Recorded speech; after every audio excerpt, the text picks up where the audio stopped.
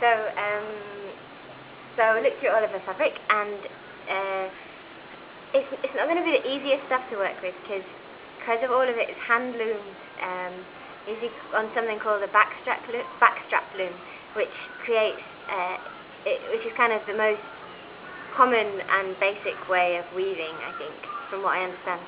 It's very small, and it's all done very much by hand, so you can't actually get very fine fabric.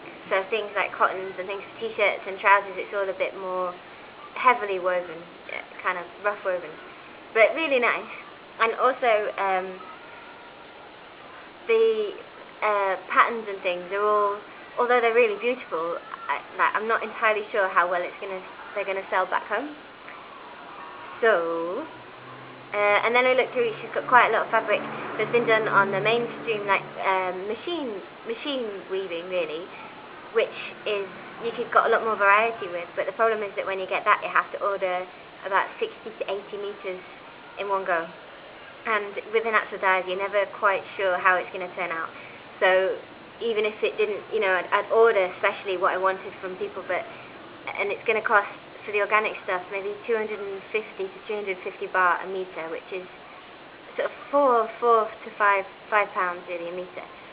And so 70 meters of 60 to 80 meters, that is a lot. It's a lot of money to invest basically in something that I'm not entirely sure how it's going to come out. So that didn't feel like an option just yet. Anyway, maybe for the future. We both talked about the best way, and what she tries to do is she takes what they've already made a little bit and makes some samples and then puts it in the shop, and if it sells well, then she goes back and orders a big amount for next time, which is exactly what I was planning on doing, making a small amount of samples first. So anyway, that was the possibilities, and I looked through her section of naturally dyed stuff, and I thought the best way would be for me to just buy a little bit from her, just a couple of different colours, and then see what I can make out of it, because it's all my designs are mostly for thinner, finer fabric than that. So see what comes up and see what I can make, and if something feels like it's working out, then I can go straight to the village with her, and we can order whatever I need, and then I can take that to some people to make. So I came away with two things. I nearly got carried away and bought loads, but so as you can see these colours here, let me move over. I've got a lovely purpley mauvey kind of colour, and you can see the woven is quite rough woven, and the colours are all kind of slightly varied because the thread is dyed before the fabric is made, so as the thread changes colour, the fabric does. It's really beautiful, I think. But the size that you can get is only sort of shoulder width. That's the width of the loom. So and they're quite long. So